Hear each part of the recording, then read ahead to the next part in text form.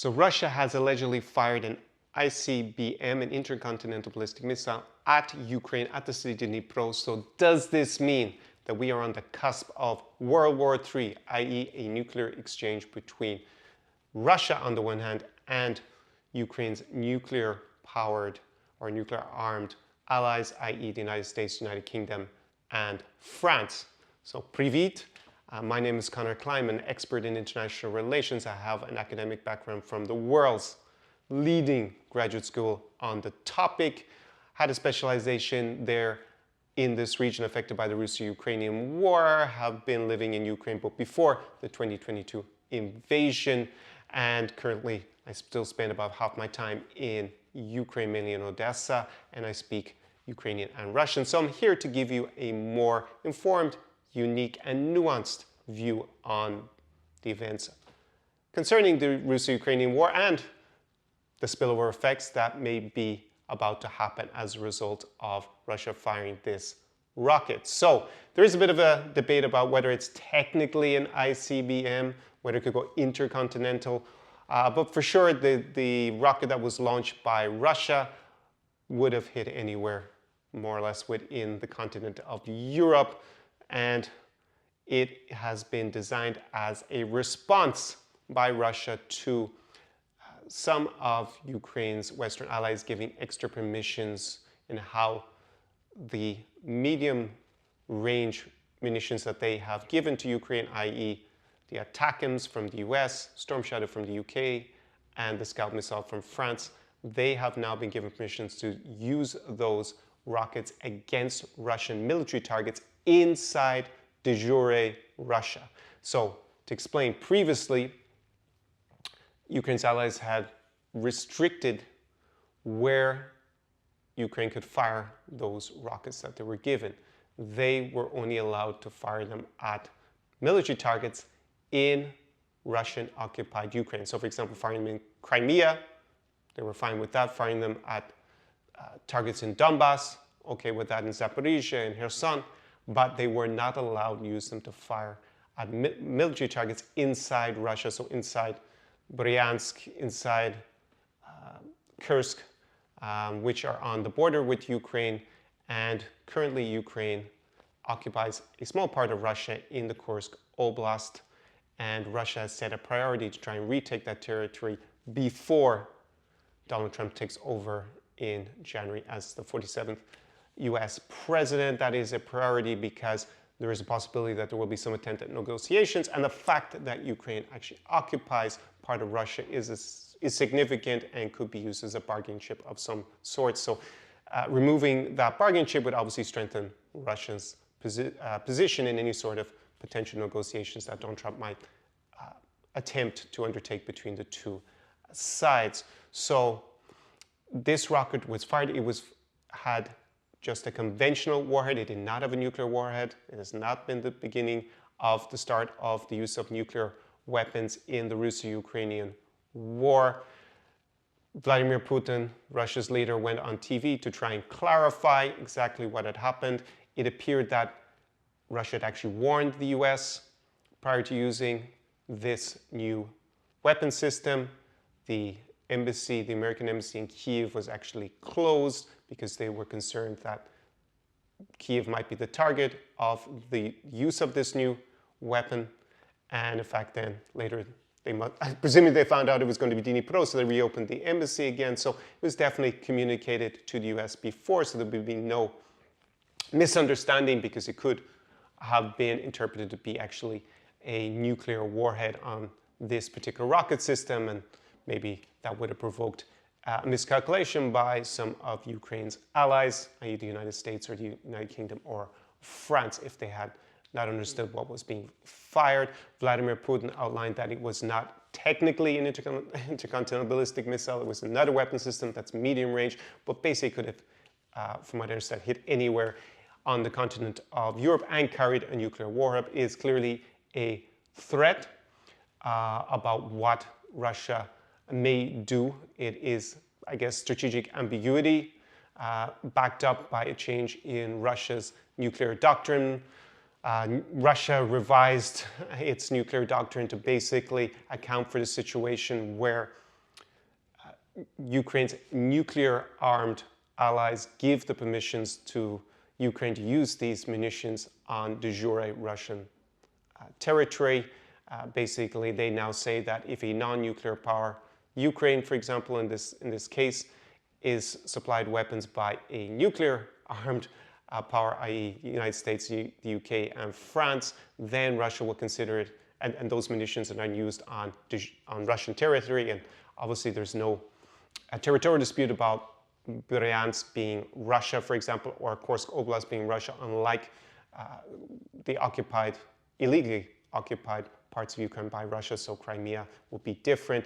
That then, in that case, in that scenario, that Russia considers the attack as being an attack by a nuclear power, kind of in unison with that non-nuclear power. So basically, they would interpret such an attack by Ukraine as being really attacked by the United States, by the United Kingdom, by France, and they reserve the right to respond with a nuclear weapon against those nuclear powers. So basically, that if Ukraine uses these weapon systems against Russian military targets in Russia, then Russia may respond with nuclear weapons against the United States, against the United Kingdom, against France, right? So this is a huge escalation in terms of rewriting your nuclear doctrine to give the impression that you're willing to fire back with nuclear weapons and start basically nuclear Armageddon based on Ukraine firing a medium-range missile at a military target in Russia while Russia's conducting an illegal war of aggression against Ukraine. So it's definitely expanding the scope in which nuclear weapons could be used. Do I think this is a serious threat? No. I think Vladimir Putin looks very weak that he has to escalate these kind of contrived nuclear threats. He did warn the US, it appears, that he was going to fire this new type of weapon. I think they're calling it the Oreshnik, if I understood correctly, the Hazel. So it's technically not an ICBM, but it basically has the same effect as firing an ICBM. It goes up into the atmosphere and then comes back down. It's going extremely fast. I think I saw 10 times the speed of sound was the estimate, so it will be extremely hard to shoot down, and it can carry a nuclear warhead. So it is a pretty clear threat in conjunction with the new nuclear doctrine outlined by Russia that they could use this kind of system and attack, for sure, United Kingdom and France with a nuclear warhead.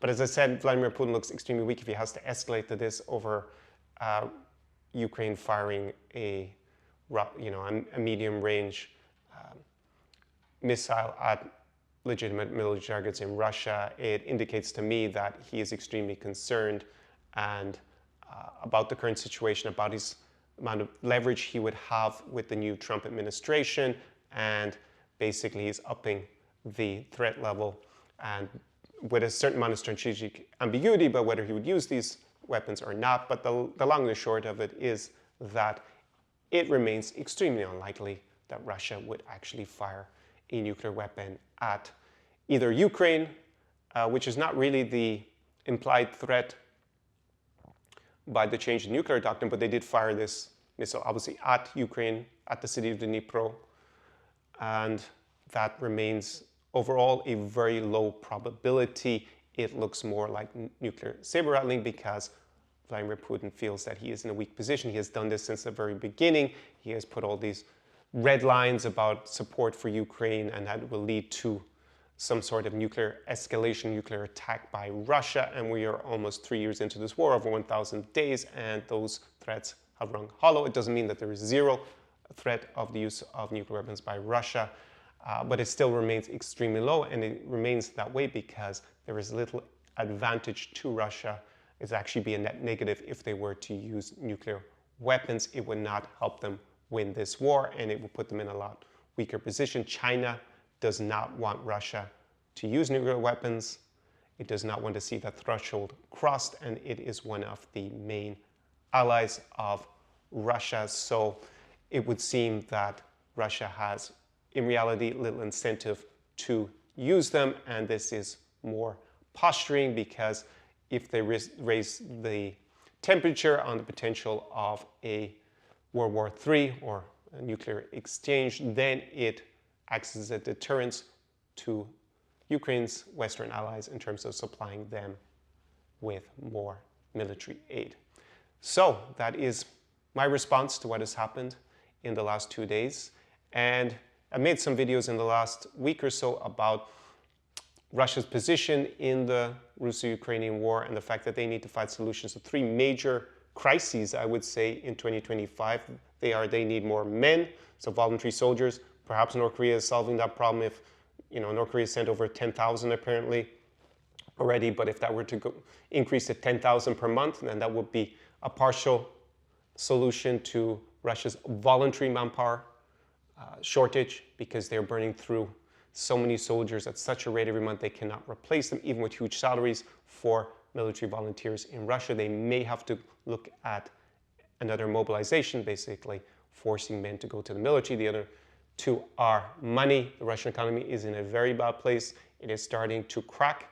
Inflation is rising. The value of the ruble is starting to drop quite considerably, and they are in a world of trouble economically maybe even in the short term. We were talking, or at least I was talking 6 months ago on my main channel about it being a major problem in the medium to long term, but it's starting to become more pressing for 2025. And then the final one is materiel. Russia has been primarily relying on its Soviet-era stocks of equipment that they were refurbishing and then using against Ukraine, but they are starting to run low on some of those stocks for artillery and for tanks and for other material that they need for the war. There are solutions to all of these problems, but they need to find these solutions. Obviously, North Korea has been supplying a lot of artillery shells, for example, to Russia. However, they would need a lot more support in terms of men, money, and material throughout 2025 and beyond to continue the intensity of this war. So I'll leave it at that for today's video. Do побачення, and see you tomorrow in the next one.